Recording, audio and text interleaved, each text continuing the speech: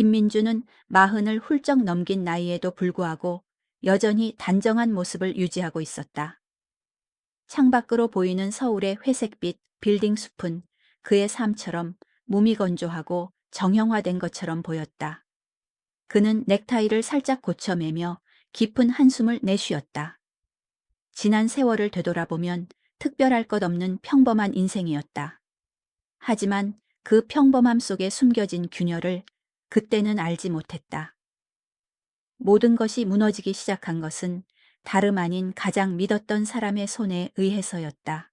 그는 잠시 눈을 감고 과거의 한 조각을 떠올렸다. 어린 시절 그의 고향은 광주였다. 예향이자 미향으로 불리는 그곳에서 그는 부모님과 두 여동생과 함께 행복한 유년 시절을 보냈다. 아버지는 성실한 회사원이었고 어머니는 두 여동생과 그를 정성껏 키워낸 현명한 주부였다. 그들의 삶은 늘 한결같고 평온했다.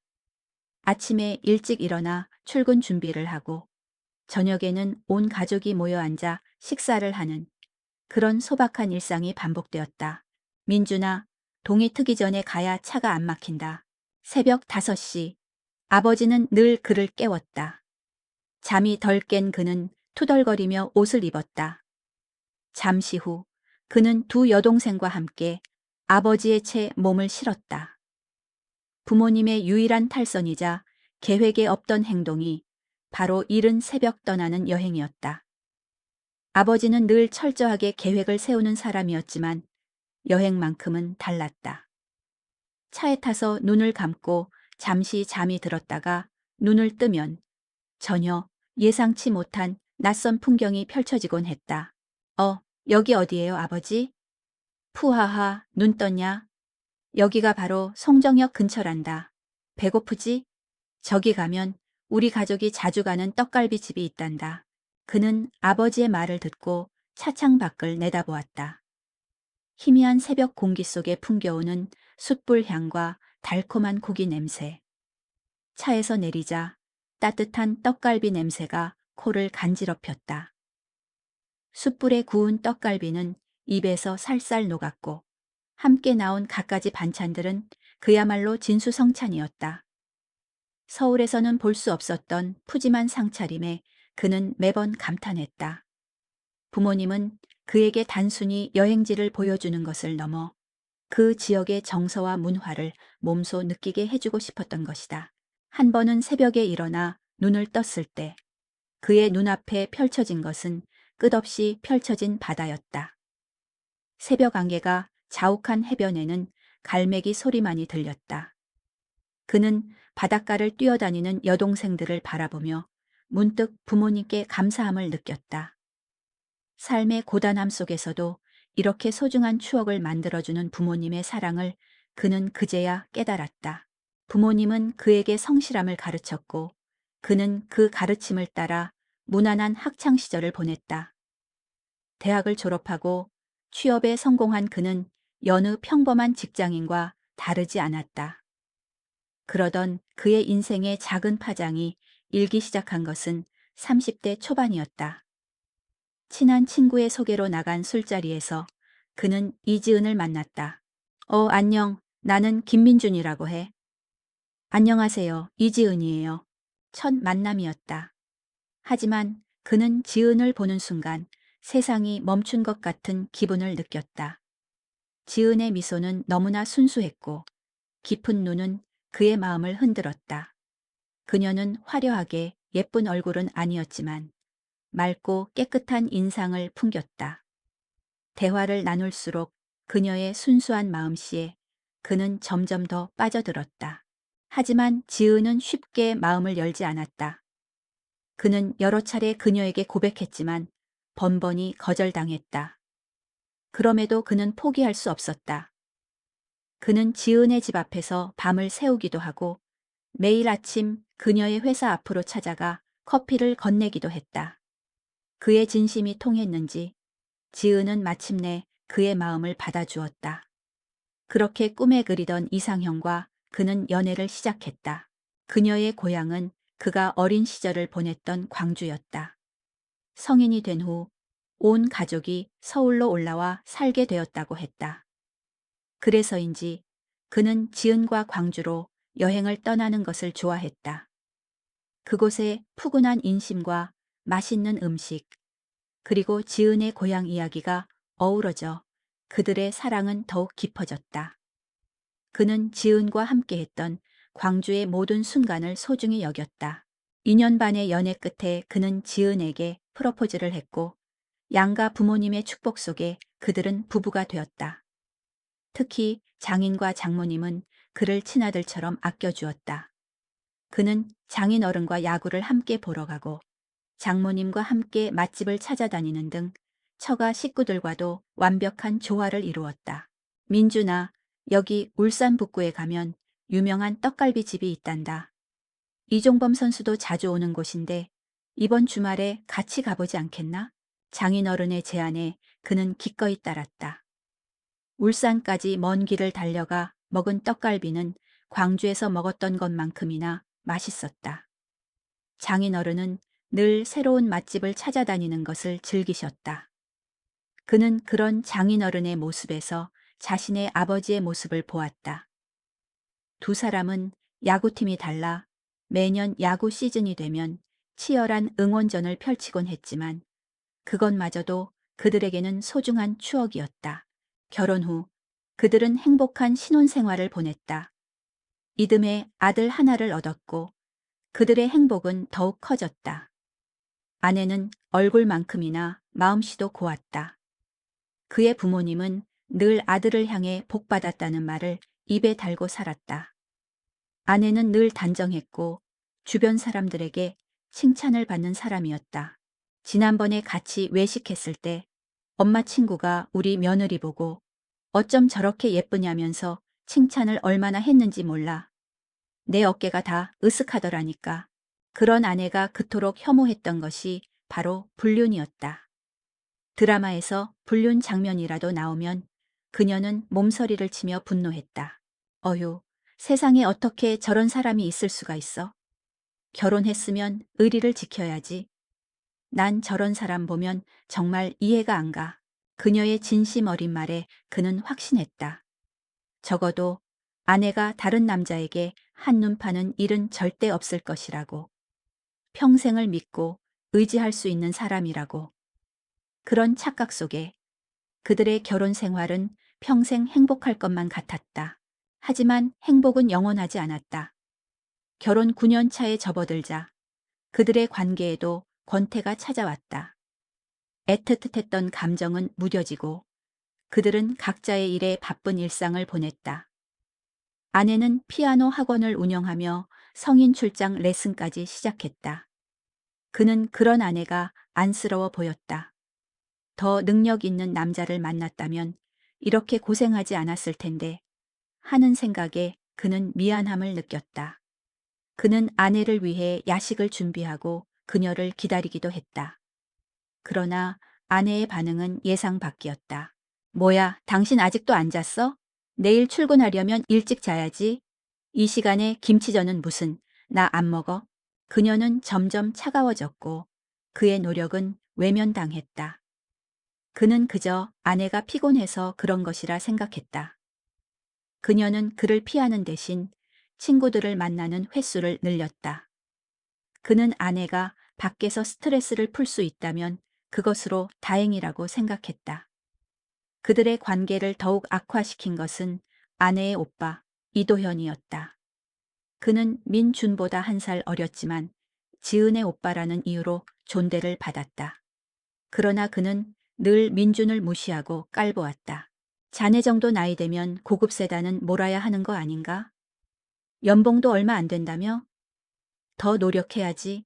그는 처음에는 참고 견뎠지만 그런 태도는 계속되었다. 결국 민주는 아내와 크게 다투게 되었다. 여보, 결혼한 지 10년이 다 돼가는데 언제까지 그런 거 하나하나 다 신경 쓸 거야? 그냥 좀 넘어가면 안 돼? 해도 너무하잖아. 그래도 나는 형님이라고 존대하는데 어떻게 사람을 그렇게 무시할 수 있어? 그들의 관계는 점점 멀어져 갔다. 그는 어떻게든 아내와 화해하고 싶었지만 그녀는 그를 멀리했다. 오히려 그녀는 모든 것을 그의 탓으로 돌렸다. 솔직히 오빠 말이 틀린 게 하나 없잖아. 내가 이 모양 이 꼴로 사는 거 오빠도 얼마나 답답하겠어. 당신 진짜 찌질해. 그의 마음은 무너져 내렸다. 그는 아내와 당분간 냉전 기간을 갖기로 했다. 아내는 그를 더욱 멀리하고 밖으로만 나돌았다. 그는 그런 아내의 태도를 보며 그녀가 아직 화가 풀리지 않았다고 생각했다. 그리고 얼마 후 아내는 갑자기 짐을 챙겨 친정으로 향했다. 여보, 나 엄마가 많이 아프대서 가봐야 할 것 같아. 애 좀 부탁해. 그는 갑작스러운 상황에 당황했지만 아내를 보낼 수밖에 없었다. 몇 시간 후 아내에게서 전화가 걸려왔다. 아내는 장모님과 통화하라고 전화를 바꿔주었고 장모님의 목소리는 힘이 없었다. 그는 아내의 말이 사실이라고 믿었다. 아내와의 관계가 냉랭해져 자주 연락하지 못하고 있는 상황에서도 그는 아내가 자신을 배신할 것이라고는 꿈에도 생각하지 않았다. 그날 저녁 그의 인생을 송두리째 흔들어 놓을 한 통의 전화가 걸려왔다. 대학 동기인 정훈이었다. 그는 속초에서 작은 식당을 운영하고 있었다. 여보세요? 정훈아. 나야. 너 잘 지내지? 오랜만이다, 민준아. 근데 너 좀 서운하다. 정훈의 뜬금없는 말에 그는 어리둥절했다. 뭐가 서운해? 갑자기 왜 그래? 야마. 친한 친구가 속초에서 가게 하는데 내 와이프 여기 지나가던데 왜 나한테 연락도 안 해샜냐고. 괜찮아. 우리 식당 들리기 쑥스러워서 그런 거지? 다음에 같이 와라. 정훈의 말에 그의 심장이 쿵 하고 내려앉았다. 속초라니? 아내는 지금 서울 친정에 가 있을 텐데. 무슨 소리야? 너 잘못 본 거 아니야, 소? 아니야? 우리 와이프 지금 장모님 편찮으셔서 서울 친정 가 있어. 아닌데. 분명 네 처 맞는데. 내가 하도 오랫동안 네 프로필 사진으로 가족 사진 해놔서 네 얼굴만큼 내 와이프 얼굴도 잘 안다. 내가 분명히 봤어. 여기 근처 식당 들어가는 것도 다 봤어. 그는 친구의 목소리에서 진심을 느꼈다. 그는 떨리는 목소리로 부탁했다. 정훈아, 혹시 근처면 사진 좀 찍어서 보내줄 수 있어? 알았어. 내가 한번 가서 찍어볼게. 근데 나 잘못 본 것 같야. 아니야, 진짜. 그는 전화를 끊고 땀을 뻘뻘 흘렸다. 그의 마음속에 불안감이 거대한 파도처럼 몰려왔다. 아내는 그를 배신한 것일까? 아니, 그럴 리가 없지. 그는 그렇게 스스로를 다독였다. 잠시 후 정훈에게서 사진 한 장이 도착했다. 그는 사진을 보는 순간 숨이 멎는 것 같았다. 사진 속에는 분명히 그의 아내 지은과 장인, 장모님이 있었다. 그리고 왼수 같은 형님까지도. 그런데 그 옆에 처음 보는 낯선 남자 한 명이 함께 앉아 있었다. 민주는 핸드폰 화면을 뚫어지라 쳐다봤다. 사진 속 지은의 얼굴은 환하게 웃고 있었다. 옆에 앉은 낯선 남자와 무척이나 다정해 보였다. 그는 멍하니 앉아 숨을 몰아쉬었다. 심장이 미친 듯이 뛰었다. 차마 믿을 수가 없었다. 아니, 믿고 싶지 않았다. 정훈에게서 다시 전화가 걸려왔다. 야, 쌍훈아. 내 와이프 맞지? 근데 분위기가 좀 이상하다. 내가 잘못 본 거면 좋겠는데 이거 좀 이상한 거 맞지? 야, 미안하다. 내가 괜히 너한테. 아니야. 일단 너 사진 몇 장만 더 찍어서 보내줘. 민주는 떨리는 목소리로 겨우 말했다. 그의 손은 덜덜 떨렸다. 그는 정훈에게서 몇 장의 사진을 더 받았다. 사진 속의 사람들은 식당에서 나와 길을 걷고 있었다. 지은과 낯선 남자는 자연스럽게 손을 잡고 있었다. 마치 오래된 연인처럼. 그 모습을 본 민준의 눈은 흔들리기 시작했다. 그는 이 모든 것이 꿈이기를 바랐다. 하지만 현실은 냉혹했다. 그는 핸드폰을 든 채 멍하니 앉아 있었다. 머릿속이 새하얘졌다. 믿었던 사람이 자신을 속이고 있었다. 그것도 모자라. 장인, 장모, 형님까지 모두 한 통속이었다. 그는 숨이 막히는 것 같았다. 그의 입술은 바싹 말랐고 손에서는 땀이 났다. 그는 애써 불안한 마음을 진정시키고 지은에게 전화를 걸었다. 그녀의 목소리는 아무렇지 않은 듯 들렸다. 여보. 왜? 당신 지금 어디야? 아, 엄마가 입맛이 좀 없으시다고 해서 죽 좀 사서 들어가려고. 왜? 지은의 목소리는 평온했지만 민주는 그녀의 목소리에서 미세한 불안감을 읽어냈다. 그는 속초에 있다는 사실을 숨기고 그녀를 떠보았다. 그래. 그럼 당신 가게 상호명이랑 전화번호 나온 거 찍어서 좀 보내줘. 죽, 내가 계산해 줄게. 뭐? 아, 나 돈 있어. 갑자기 무슨 사진을 찍어서 보내래? 지은의 목소리가 한순간에 날카로워졌다. 민주는 그녀가 제 발 저린다는 것을 직감했다. 왜? 당신 좀 이상하다. 진짜 친정 간 거 맞아? 아유, 뭔 소리야. 안 그래도 엄마 아파서 속상해 죽겠구만. 당신까지 왜 이래? 그걸 도대체 내가 왜 찍어야 되는데? 진짜 창피해서. 아, 헛소리 하지 말고 끊어. 지은은 버럭 화를 내더니 전화를 끊어버렸다. 민주는 그녀의 반응에 확신을 가질 수밖에 없었다. 만약 그녀가 정말 서울에 있었다면 이렇게까지 화를 내며 거부할 이유가 없었다. 그녀는 그가 무엇을 의심하는지 정확히 알고 있었다. 그는 다시 지은에게 연락을 해보았지만 그녀는 더 이상 전화를 받지 않았다. 메시지를 보내도 답이 없었다. 그는 이제 더 이상 망설일 필요가 없다고 느꼈다. 그는 당장이라도 속초로 달려가고 싶었다. 하지만 무작정 찾아가는 것보다는 신중하게 계획을 세워야 한다고 생각했다. 그는 우선 자리에 앉아 심호흡을 했다. 그리고 머릿속으로 모든 상황을 정리하기 시작했다. 그는 아들 민우를 떠올렸다. 사랑스러운 아들, 이 모든 사실을 알면 얼마나 충격을 받을까. 그는 아들을 생각하니 더욱더 치밀어 오르는 분노를 참을 수 없었다. 그는 아들을 위해 이 모든 것을 밝혀내야만 했다. 민주는 아들의 자는 모습을 조용히 바라보았다. 민우는 천사처럼 곤히 잠들어 있었다. 그는 아들의 머리를 쓰다듬으며 조용히 속삭였다. 아빠가 다 해결할게. 걱정하지 마. 그는 아들을 보며 마음을 다잡았다. 이제는 감정적으로 행동할 때가 아니었다. 이성적으로 판단하고 모든 것을 계획해야 했다. 그는 밤새도록 속초로 향하는 길을 머릿속으로 그렸다.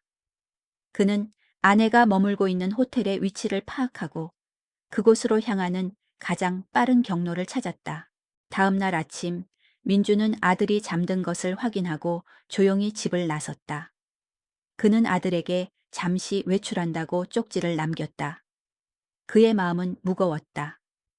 그가 지금 향하는 곳에는 어떤 진실이 숨겨져 있을지, 그리고 그 진실이 그의 삶을 어떻게 뒤흔들지 알 수 없었다. 그는 차에 시동을 걸고 서울을 벗어났다. 새벽 공기는 차가웠고 그의 마음은 더욱 차가웠다. 그는 운전하는 내내 아내에게 문자를 보냈다. 네오 속초에 있는 거 다 알아. 좋은 말로 할 때 전화 받아. 어머님 아버님 모시고 같이 속초 간 거 나 다 알아. 전화해. 하지만 지은은 끝내 연락을 받지 않았다. 민주는 더욱더 분노를 느꼈다. 그녀는 그가 모든 것을 알았다는 것을 알면서도 여전히 그에게 거짓말을 하고 있었다. 그는 운전대를 꽉 쥐었다. 그의 손가락 마디마디가 하얗게 변했다. 그는 속초로 향하는 동안 수많은 생각을 했다. 아내가 왜 이렇게까지 했을까? 그들 사이에 무슨 문제가 있었던 것일까? 그는 지난 몇 년간의 결혼 생활을 되짚어 보았다. 그들의 관계가 멀어진 것은 사실이었다. 아내는 항상 피곤했고 그와 대화하려 하지 않았다. 그는 아내가 힘들어하는 모습을 보며 안쓰러워했고 그녀를 배려하려 노력했다. 하지만 그의 노력은 모두 허사였다. 아내는 그를 점점 더 멀리했다. 그는 그 모든 것이 자신의 부족함 때문이라고 생각했다. 그가 더 능력 있는 남자였다면 아내가 이렇게 힘들지는 않았을 텐데. 그는 스스로를 탓했다. 하지만 이제 그는 깨달았다. 그 모든 것은 그가 아닌 아내의 문제였다는 것을. 그는 속초에 도착했다. 새벽의 바다는 고요했지만 그의 마음은 폭풍우가 몰아치고 있었다. 그는 해변을 걷는 사람들을 보며 그들이 얼마나 평화로운 삶을 살고 있는지 부러워했다. 그는 이 모든 것이 악몽이기를 바랐다. 그는 지은이 머물고 있다는 숙소로 향했다. 그곳은 속초에서도 가장 유명하고 고급스러운 호텔이었다. 그는 차를 호텔 앞에 세웠다. 그의 핸드폰에 알림이 울렸다. 지은에게서 온 문자였다. 여보, 그게 어제 내가 술을 좀 마셔서 잠들어 버렸네. 왜 이렇게 전화를 많이 했어? 사실 나 당신한테 말 못한 게 있는데 엄마랑 아빠가 오랜만에 가족들이랑 여행 가고 싶다고 해서 또 당신이랑도 사이가 안 좋고 그래서 말 못했어. 미안해. 지금 어디야? 내가 주소 보내줄게. 그쪽으로 와. 지은은 끝까지 거짓말을 했다. 민주는 이미 호텔 앞에 와 있었다. 그는 지은의 뻔뻔함에 치가 떨렸다. 그는 주소는 이미 알고 있었지만 지은이 보낸 주소로 찾아가는 척했다. 그리고 잠시 후 지은에게서 다른 메시지가 왔다. 주소 번호했어. 빨리 와. 민주는 그녀에게 전화를 걸지 않고 바로 호텔 로비로 들어갔다. 그는 프런트 직원에게 지은의 방번호를 물었다. 직원은 개인정보라 알려줄 수 없다고 했다. 민주는 잠시 고민했다. 어떻게 해야 지은과 마주할 수 있을까? 그때 그는 엘리베이터에서 지은을 발견했다. 그녀는 화려한 원피스를 입고 밝게 웃으며 누군가와 통화하고 있었다. 그녀의 뒤에는 장인, 장모, 그리고 낯선 남자가 서 있었다. 그는 그들을 보자마자 분노가 치밀어 올랐다. 그는 엘리베이터에서 내린 지은을 향해 다가갔다. 지은은 그를 발견하고 화들짝 놀랐다. 여보, 안 갔어? 가긴 어딜 가. 당신이 여기 있는데. 민주는 지은의 손목을 잡고 억지로 끌어당겼다. 지은은 당황하며 주변을 두리벙거렸다. 여보, 왜 이래? 사람들이 보잖아. 사람들이 보든 말든 내가 할 말이 있어. 그는 지은을 구석진 곳으로 끌고 갔다. 장인, 장모, 그리고 낯선 남자는 그들을 따라왔다. 낯선 남자는 민준을 경계하는 눈빛으로 바라보았다. 이게 다 무슨 일이야? 이게 다 무슨 일이냐고? 당신이 더 잘 알잖아. 민주는 핸드폰을 꺼내 정훈에게서 받은 사진을 보여주었다. 사진을 본 지은의 얼굴은 사색이 되었다. 이게 뭐냐면 이 사람은 그냥 아는 오빠야. 그냥 여기 살아서 밥 한 번 먹은 것뿐이야. 우리 엄마 아빠하고도 잘 아는 사이여서. 아는 오빠? 아는 오빠랑 입 맞추고 손잡고 그러냐? 이건 또 뭐야? 당신이 보낸 문자에 분명히 서울에 있다고 했잖아. 민준의 목소리가 점점 커졌다. 그는 지은의 뻔뻔함에 분노했다. 그때 장모가 그를 말리기 시작했다. 아이고 민준아, 이게 다 나 때문일세. 내가 여기 오자고 해가지고 그런 거야. 우리 딸은 잘못 아무것도 없네. 장모님, 어떻게 그런 거짓말을 하세요? 어떻게 제 뒤통수를 치실 수가 있어요? 민주는 장모의 말에 더욱 분노했다. 그는 그 자리에서 벗어나고 싶었다. 그는 지은과 장모에게 마지막 경고를 했다. 오늘 일 저 영원히 잊지 않겠습니다. 여보, 당신도 마찬가지야. 여보, 어디가? 어디 가는데? 지은은 그를 붙잡으려 했지만 민주는 그녀의 손을 뿌리치고 그 자리를 떠났다. 그는 이제 그들의 얼굴을 더 이상 보고 싶지 않았다. 하지만 그는 그들을 완전히 떠나지는 않았다. 그는 근처에 숨어 그들의 행동을 지켜보기 시작했다. 그는 그 남자의 정체를 알아내고 싶었다. 그리고 그가 예상했던 대로 그 남자는 다시 지은에게 다가왔다. 민주는 멀리 떨어진 차 안에서 그들을 지켜보고 있었다. 그가 예상했던 대로였다. 지은과 그 남자는 다정하게 손을 잡고 걸었다. 두 사람의 얼굴에는 미소가 가득했다. 민준의 눈에는 그들이 서로에게 깊이 빠져 있는 연인처럼 보였다. 그들의 뒤를 따르던 장인과 장모, 그리고 형님은 그 모습을 보며 흐뭇하게 웃고 있었다. 마치 자랑스러운 자녀를 보는 듯한 표정이었다. 민준의 가슴은 분노와 배신감으로 타들어갔다. 그는 차에서 내려 그들을 향해 달려갔다. 지은은 그를 발견하고 화들짝 놀랐다. 그녀의 얼굴은 순식간에 하얗게 질렸다.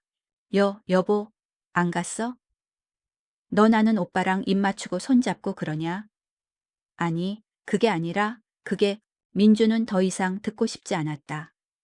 그는 핸드폰을 들어 그들의 모습을 촬영하기 시작했다. 카메라 렌즈를 향해 얼굴을 들이댄 민준의 모습에 그 남자와 지은은 당황하며 얼굴을 가렸다. 왜 찍으세요? 제 얼굴을 왜 찍으시냐고요? 찍을만 하니까 찍지. 오늘 일 절대 잊지 못할 겁니다. 당신들 사람이 맞아요? 어떻게 가족 전체가 사람을 바보로 만들 수가 있어요? 내가 당신들을 용서 못합니다. 그의 목소리는 분노로 떨렸지만 그들의 눈빛은 여전히 민망함과 당혹스러움만 담겨 있었다. 그들은 자신들의 잘못을 뉘우치는 기색이 전혀 없었다. 민주는 그들에게 더 이상 할 말이 없다고 느꼈다. 그는 그 자리를 떠나 차를 타고 집으로 향했다. 차 안에서 그는 끝없이 생각했다. 아내가 왜 이렇게까지 했을까? 그토록 불륜을 혐오했던 그녀가 어떻게 이런 짓을 할 수 있었을까? 그는 지난 몇 달간의 결혼 생활을 되짚어 보았다. 아내는 점점 더 까칠해졌고 그의 노력은 외면당했다. 그녀는 친구들을 만나는 횟수를 늘렸고 외박도 잦아졌다. 그는 그 모든 것이 아내의 스트레스 때문이라고 생각했다. 그러나 이제 그는 알았다. 그녀의 스트레스는 그와의 관계 때문이 아니었다. 그녀는 밖에서 다른 남자를 만나고 있었고 그와의 결혼 생활을 끝내고 싶어 했다. 민주는 자신이 얼마나 바보 같았는지 깨달았다. 그는 아내를 믿었다. 그녀가 그를 배신할 리 없다고 생각했다. 하지만 그녀는 그의 믿음을 무참히 짓밟았다. 그는 분노와 함께 쓰라린 마음을 감출 수 없었다. 이 모든 것을 어떻게 해야 할까? 그는 이혼 소송을 하고 그 남자에게 위자료를 청구해야겠다고 생각했다. 그러나 그것만으로는 부족했다. 그는 지은과 그 남자에게 그들이 저지른 죄의 대가를 제대로 치르게 하고 싶었다. 그는 수원으로 돌아와 자신의 아파트에 도착했다. 그는 지은에게 연락하지 않았다. 지은은 그에게 여러 번 전화를 걸고 문자를 보냈다. 여보, 미안해. 내가 잘못했어. 한 번만 용서해줘. 하지만 그는 답장하지 않았다. 그는 지은이 어떤 감정을 느끼고 있는지 알고 싶었다. 그녀는 지금쯤 두려워하고 있을 것이다. 자신의 잘못이 세상에 알려질까봐. 그가 어떤 행동을 할지 몰라 불안해하고 있을 것이다. 며칠 후 민주는 지은의 피아노 학원을 불쑥 찾아갔다. 지은은 그를 보고 깜짝 놀랐다. 여보, 어쩐 일이야? 우리 할 말 있지 않아? 왜 전화도 안 받고 집에 안 들어와? 여보. 여기서 이러지 마. 애들 다 듣겠어. 지은은 그를 학원 밖으로 끌고 나갔다. 그녀의 얼굴에는 공포가 가득했다. 그녀는 그에게 애원하기 시작했다. 여보, 나 이 직업 좋아하는 거 알잖아. 이거 소문나면 내 커리어 다 망치는 거야. 요즘 학부모들 소문 빠른 거 알지? 그러니까 제발 학원에서만큼은 조용히 좀 해줘. 그녀의 말에 민주는 기가 막혔다. 그녀는 자신의 잘못을 뉘우치는 대신 자신의 커리어를 걱정하고 있었다. 그는 그녀의 뻔뻔함에 분노했다. 그래. 그럼 어떻게 할래? 그냥 맨몸으로 나갈래? 무슨 맨몸으로 나가? 재산 분할도 하고 그래야지. 아무리 내가 잘못했다고 하지만 그건 아니잖아. 민주는 그녀의 이기심에 절망했다. 그는 그녀에게 마지막 기회를 주지 않기로 결심했다. 그래 알겠어. 그럼 나 이혼 안 하고 당장 네가 운영하는 학원에 네 실체 다 까발릴 거야. 나도 좋게 좋게 끝내려고 했는데 안 되겠네. 가자. 내가 너 어떤 사람인지 좀 얘기해야 되겠어. 여보 잠깐만. 왜 이래? 알았어. 알았다니까. 나 생각 좀 해볼게. 제발 나한테 조그만 시간을 줘. 지은은 울면서 그를 붙잡았다. 그녀는 자신의 모든 것이 무너질까봐 두려워했다. 민주는 그녀의 눈에서 진심을 읽을 수 없었다. 그녀는 그에게 용서를 구하는 것이 아니라 자신의 이익을 위해 그를 이용하려는 것 뿐이었다. 그는 지은의 부탁을 들어주기로 했다. 그는 그녀가 어떤 결정을 내릴지 궁금했다. 그녀는 재산과 커리어 중에서 무엇을 선택할까? 민주는 그녀가 결국 재산을 선택할 것이라고 생각했다. 그러나 며칠 후 지은은 그에게 예상 밖의 결정을 알렸다.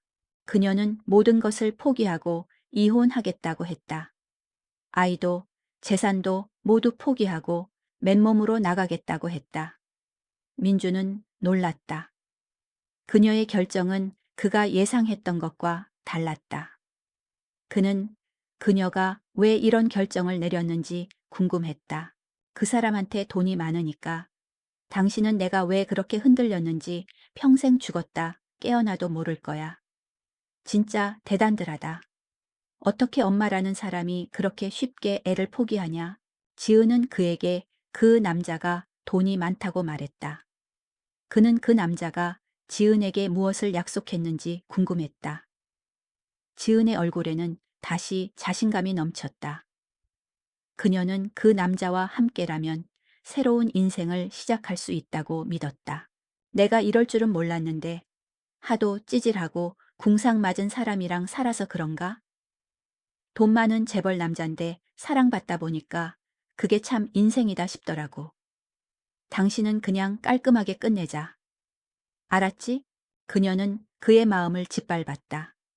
민주는 그녀의 말을 듣고 더욱 분노했다. 그녀는 자신과의 결혼 생활이 불행했다고 말했다. 그가 찌질하고 궁상 맞아서 그랬다고 말했다. 그는 그녀의 말에 상처받았다. 그는 그녀를 위해 모든 것을 바쳤지만 그녀는 그를 무시하고 조롱했다. 민주는 더 이상 지은과 말하고 싶지 않았다. 그는 그녀가 이혼 서류에 서명하고 그들의 삶에서 영원히 사라지기를 바랐다. 그는 그녀의 결정에 동의했다.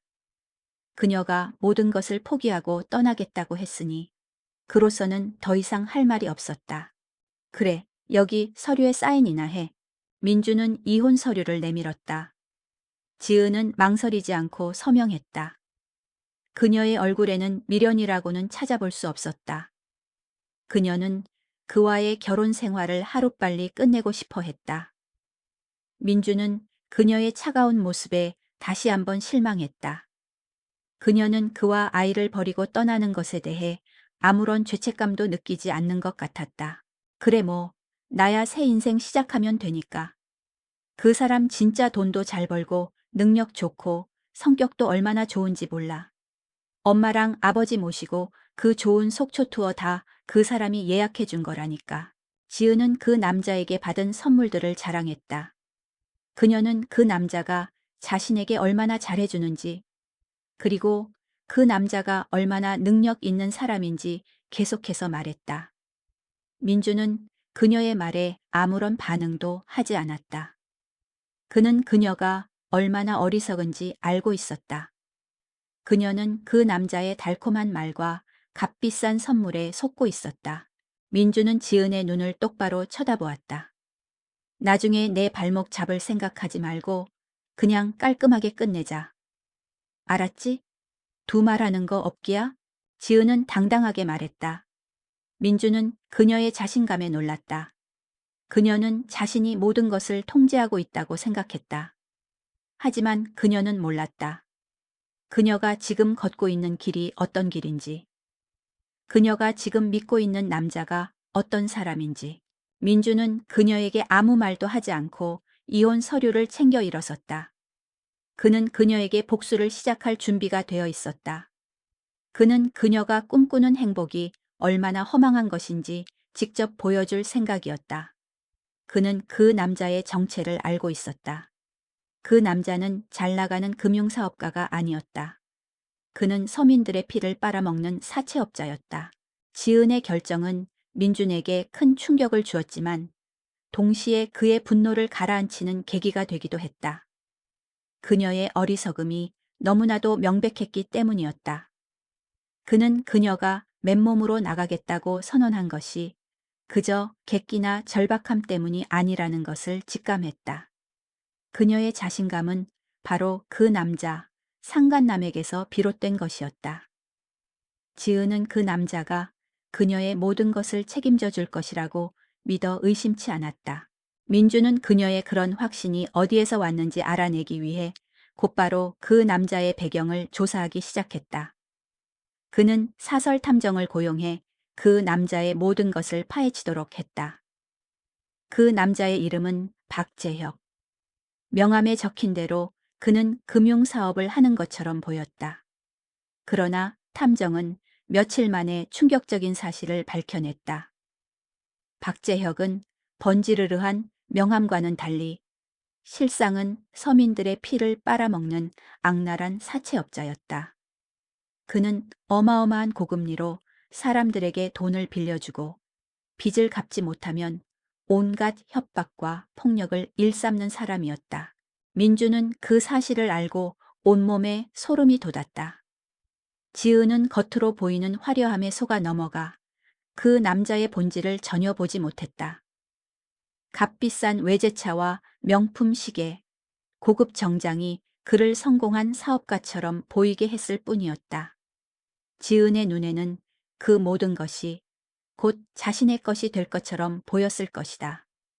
민주는 지은이 이 사실을 알게 되면 얼마나 절망할지, 그리고 그녀가 얼마나 어리석은 선택을 했는지 깨닫게 되기를 바랐다. 그는 즉시 지은에게 이 사실을 알릴 수도 있었지만 그렇게 하지 않았다. 그는 지은이 스스로의 힘으로 그 허망한 꿈에서 깨어나기를 바랐다. 그는 지은의 꿈이 산산조각 나는 것을, 그녀의 행복이 무너지는 것을 지켜보려 했다. 그것이 그에게는 가장 완벽한 복수였다. 지은은 이혼 후에도 민준에게 몇 번 연락을 했다.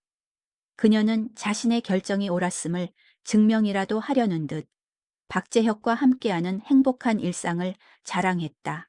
여보, 그이가 얼마나 자상한지 몰라. 이번 주말에는 속초에 있는 최고급 호텔을 예약해 줬어.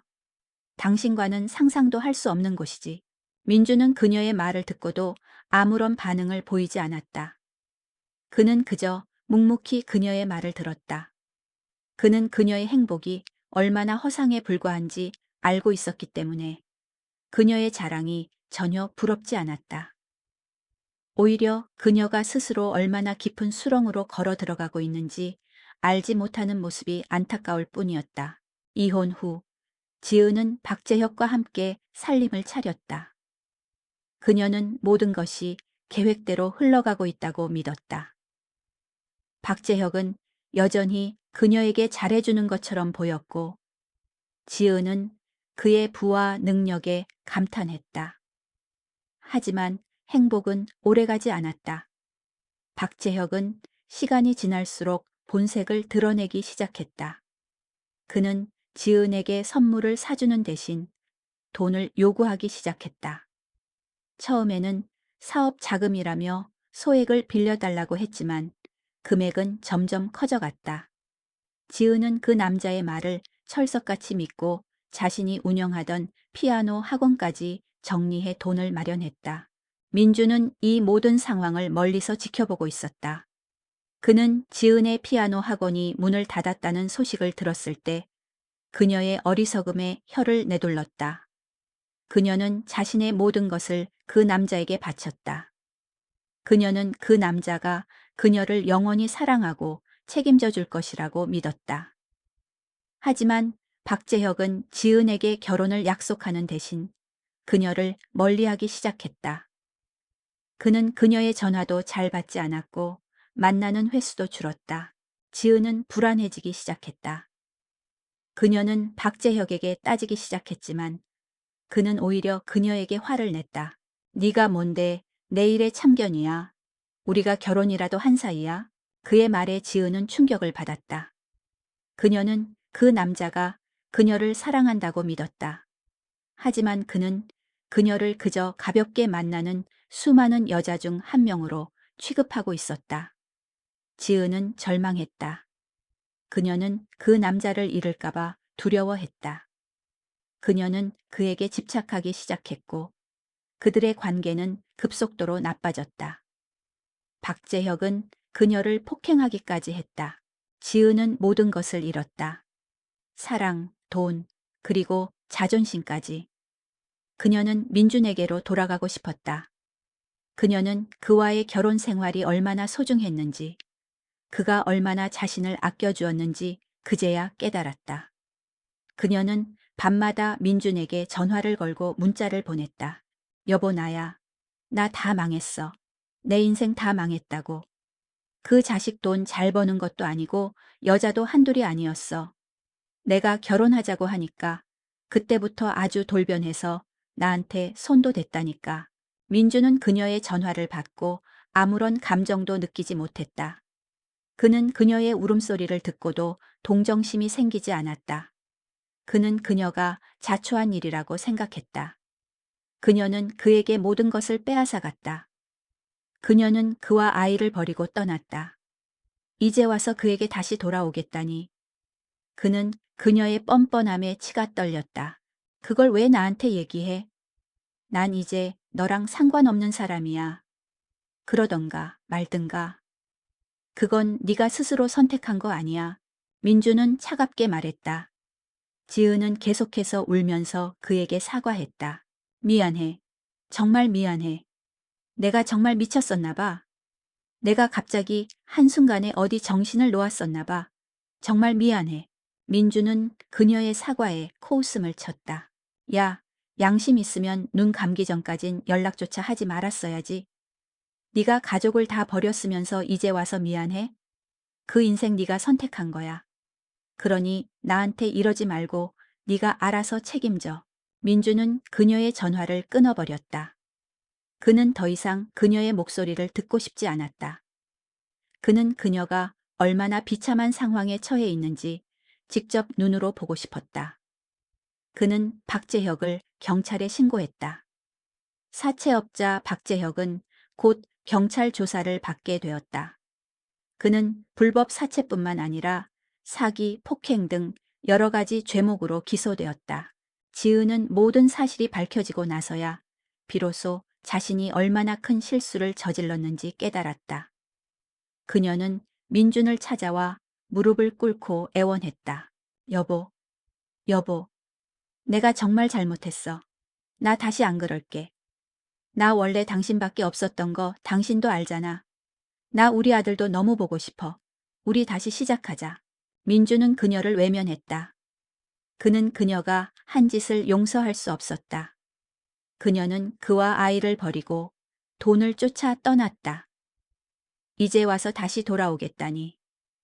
그는 그녀의 뻔뻔함에 분노했다. 피번뻔하게 돈 보고서 가족까지 버린 사람이 여기가 어디라고 찾아와? 다시 한번 오면 내 피아노 학원이고 뭐고 네가 만나는 모든 사람에게 다 네가 어떤 짓 했는지 얘기하고 다닐 거니까 그거 각오하고 찾아와.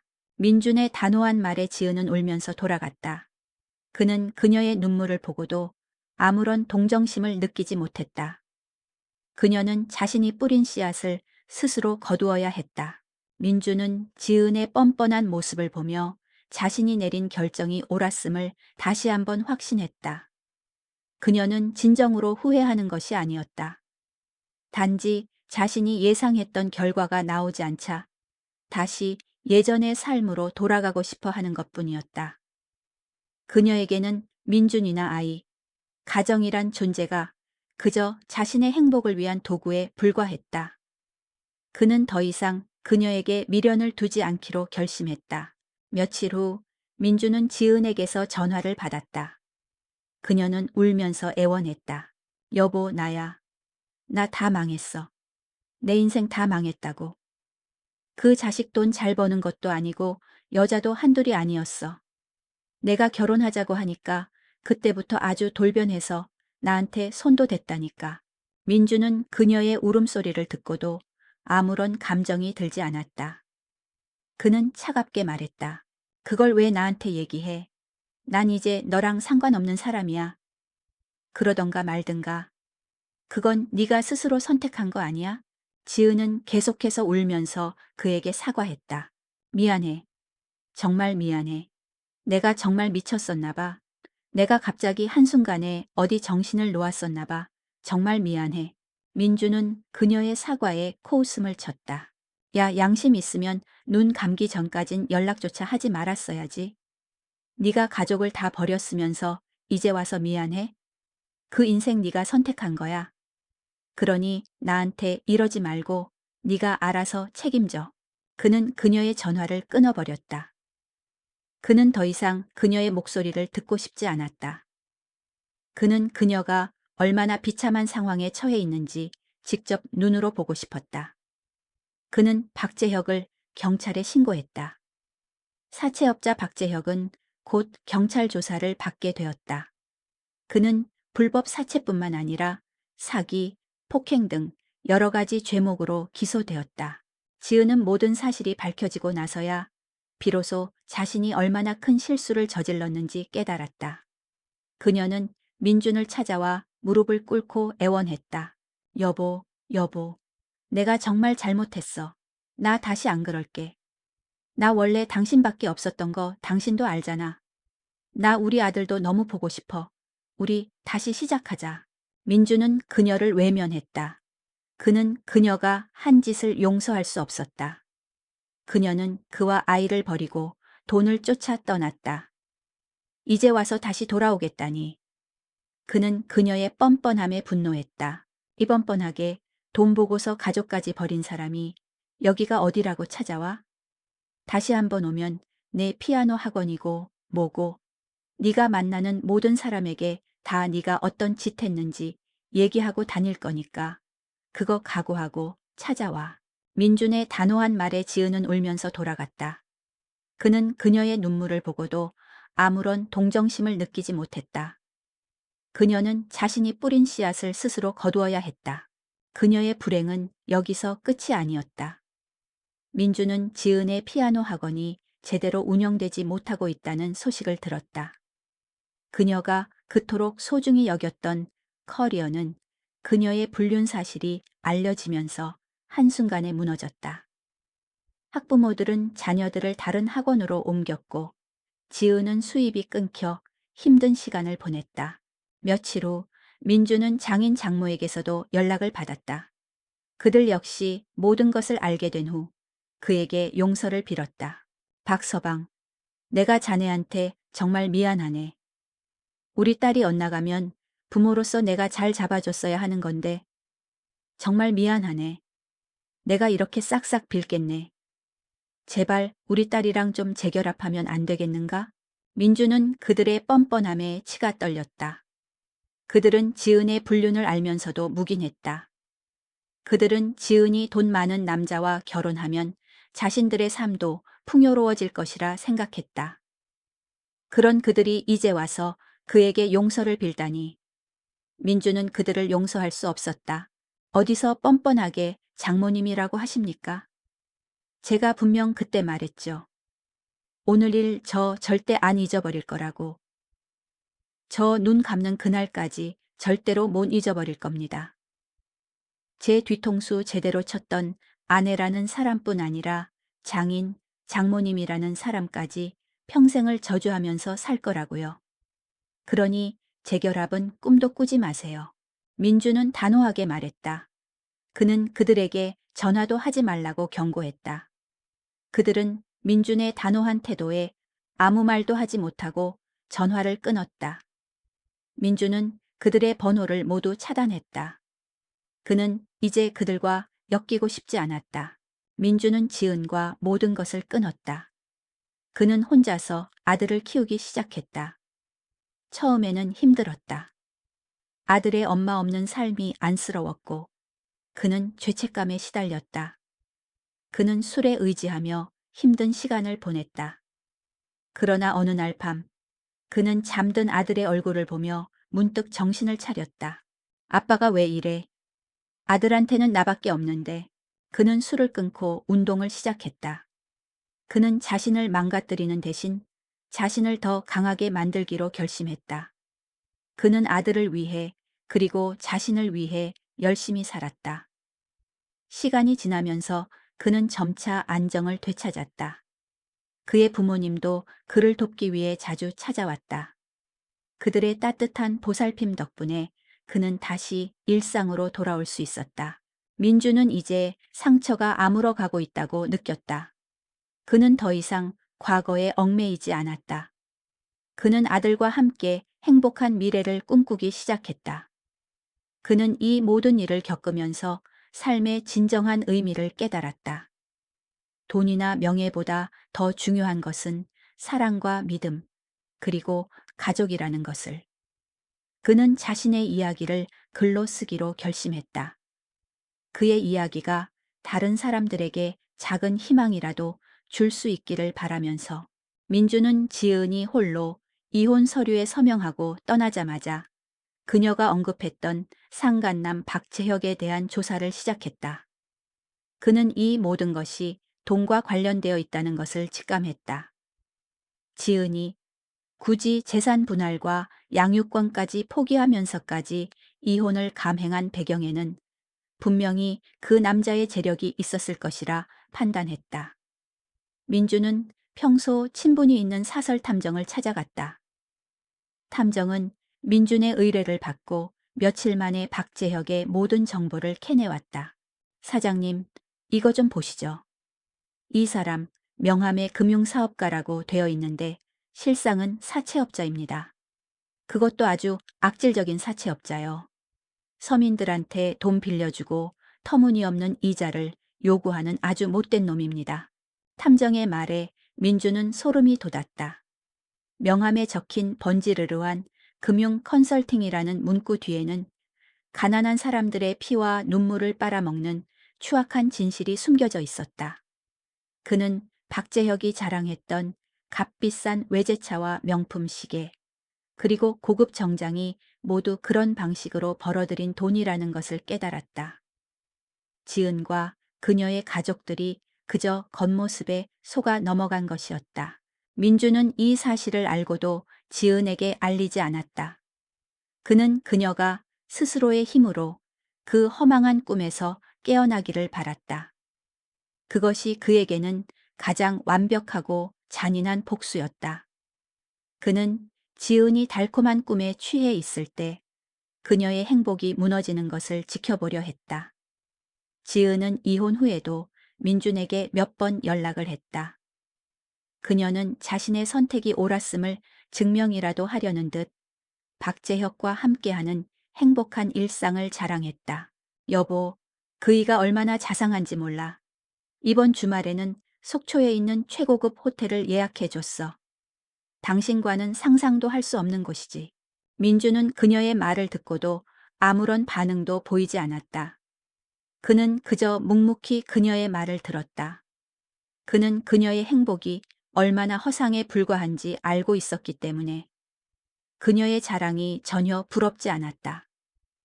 오히려 그녀가 스스로 얼마나 깊은 수렁으로 걸어 들어가고 있는지 알지 못하는 모습이 안타까울 뿐이었다. 그는 그녀의 말을 듣는 척하며 그녀가 굳건히 믿는 그 남자의 추악한 본성이 드러날 때까지 기다렸다. 이혼 후 지은은 박재혁과 함께 살림을 차렸다. 그녀는 모든 것이 계획대로 흘러가고 있다고 믿었다. 박재혁은 여전히 그녀에게 잘해주는 것처럼 보였고 지은은 그의 부와 능력에 감탄했다. 하지만 행복은 오래가지 않았다. 박재혁은 시간이 지날수록 본색을 드러내기 시작했다. 그는 지은에게 선물을 사주는 대신 돈을 요구하기 시작했다. 처음에는 사업 자금이라며 소액을 빌려달라고 했지만 금액은 점점 커져갔다. 지은은 그 남자의 말을 철석같이 믿고 자신이 운영하던 피아노 학원까지 정리해 돈을 마련했다. 민주는 지은의 피아노 학원이 문을 닫았다는 소식을 들었을 때 그녀의 어리석음에 혀를 내둘렀다. 그녀는 자신의 모든 것을 그 남자에게 바쳤다. 그녀는 그 남자가 그녀를 영원히 사랑하고 책임져 줄 것이라고 믿었다. 지은은 박재혁에게 결혼을 약속받기 위해 수없이 노력했다. 그녀는 자신이 운영하던 학원까지 정리하고 모든 것을 걸었다. 그러나 박재혁은 그녀에게 결혼을 약속하는 대신 그녀를 멀리하기 시작했다. 그는 그녀의 전화도 잘 받지 않았고 만나는 횟수도 줄었다. 지은은 불안해지기 시작했다. 그녀는 박재혁에게 따지기 시작했지만 그는 오히려 그녀에게 화를 냈다. 네가 뭔데 내일의 참견이야. 우리가 결혼이라도 한 사이야? 그의 말에 지은은 충격을 받았다. 그녀는 그 남자가 자신을 사랑한다고 믿었다. 하지만 그는 그녀를 그저 가볍게 만나는 수많은 여자 중 한 명으로 취급하고 있었다. 지은은 절망했다. 그녀는 그 남자를 잃을까봐 두려워했다. 그녀는 그에게 집착하기 시작했고 그들의 관계는 급속도로 나빠졌다. 박재혁은 그녀에게 물리적인 폭력을 행사하기까지 했다. 민주는 이 모든 상황을 멀리서 지켜보고 있었다. 그는 그 남자의 모든 행동을 예측할 수 있었다. 그는 박재혁의 사채업자라는 본성이 드러나기 시작했다는 것을 직감했다. 지은은 이제 더 이상 그 남자의 달콤한 말에 속지 않았다. 그녀는 자신의 어리석음과 그 남자의 잔인함에 대해 분노하기 시작했다. 하지만 그녀의 분노는 이미 너무 늦어버린 후였다. 그녀는 모든 것을 잃었다. 사랑, 돈, 그리고 자존심까지. 그녀는 민준에게로 돌아가고 싶었다. 그녀는 그와의 결혼 생활이 얼마나 소중했는지, 그가 얼마나 자신을 아껴주었는지 그제야 깨달았다.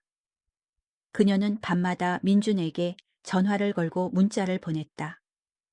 그러나 민준은 이미 그녀의 연락을 차단한 상태였다.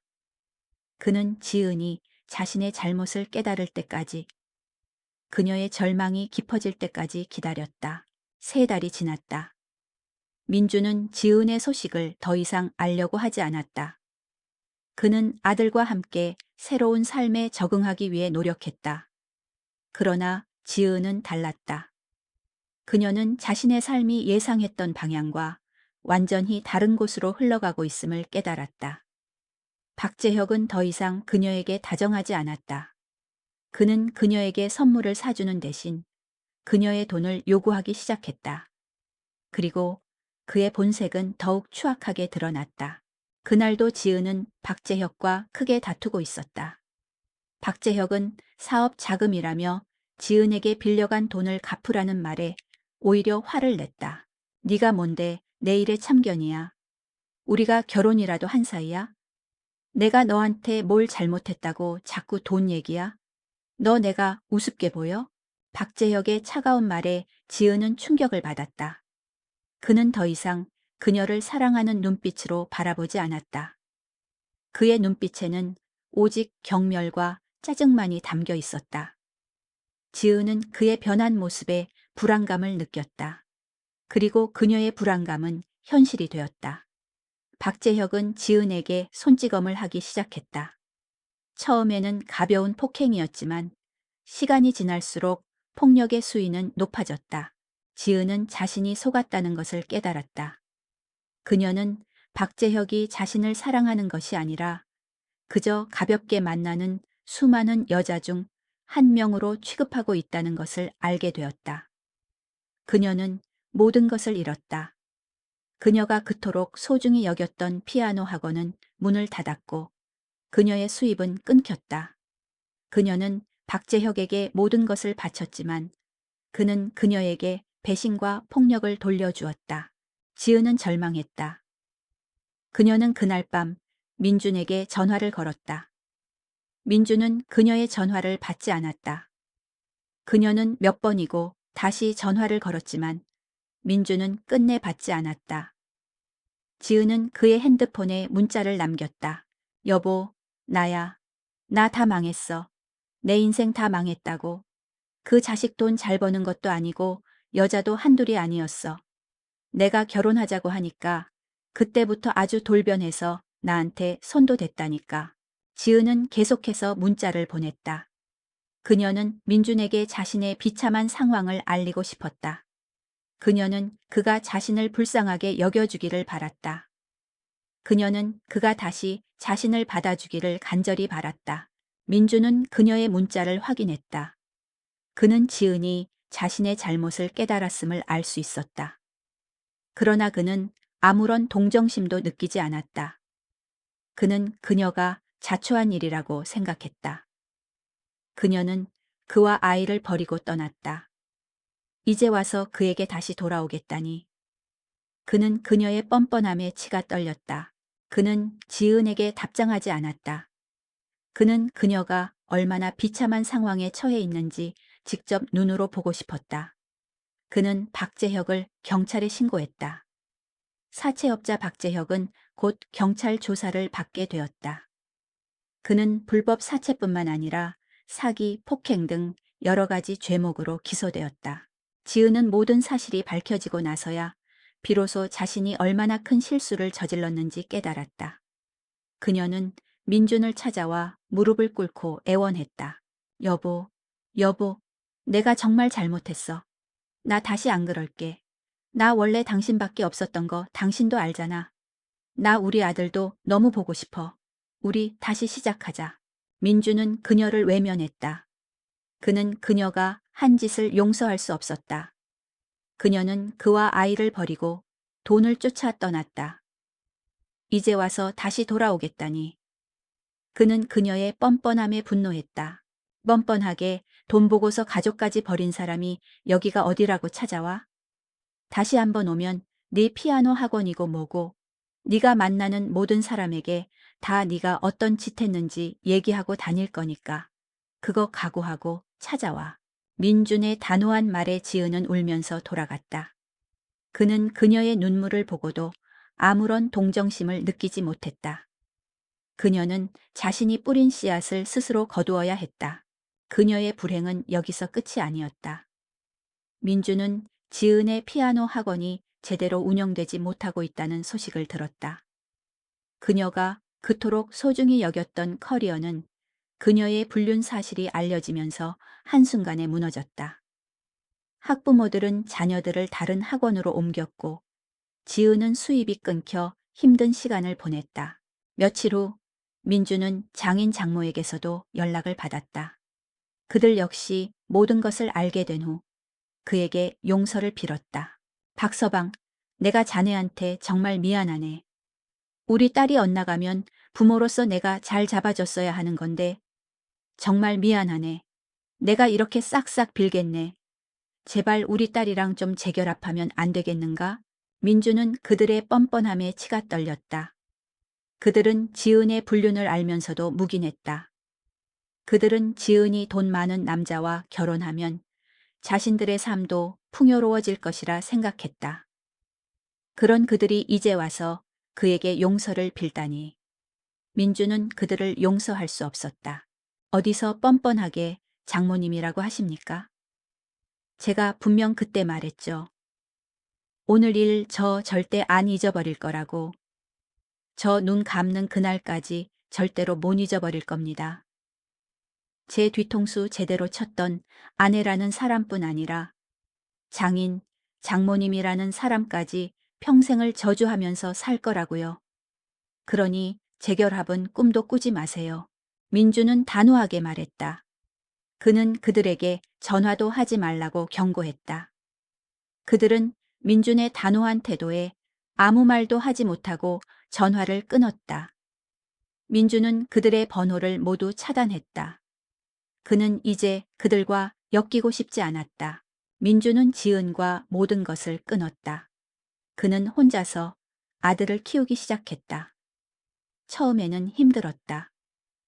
아들의 엄마 없는 삶이 안쓰러웠고 그는 죄책감에 시달렸다.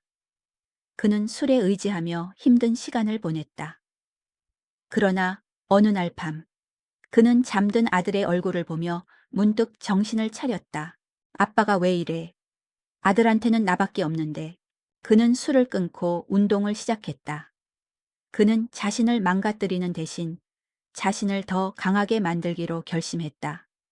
그는 아들을 위해 그리고 자신을 위해 열심히 살았다. 시간이 지나면서 그는 점차 안정을 되찾았다. 그의 부모님도 그를 돕기 위해 자주 찾아왔다. 그들의 따뜻한 보살핌 덕분에 그는 다시 일상으로 돌아올 수 있었다. 민주는 이제 상처가 아물어 가고 있다고 느꼈다. 그는 더 이상 과거에 얽매이지 않았다. 그는 아들과 함께 행복한 미래를 꿈꾸기 시작했다. 그는 이 모든 일을 겪으면서 삶의 진정한 의미를 깨달았다. 돈이나 명예보다 더 중요한 것은 사랑과 믿음, 그리고 가족이라는 것을. 그는 자신의 이야기를 글로 쓰기로 결심했다. 그의 이야기가 다른 사람들에게 작은 희망이라도 줄 수 있기를 바라면서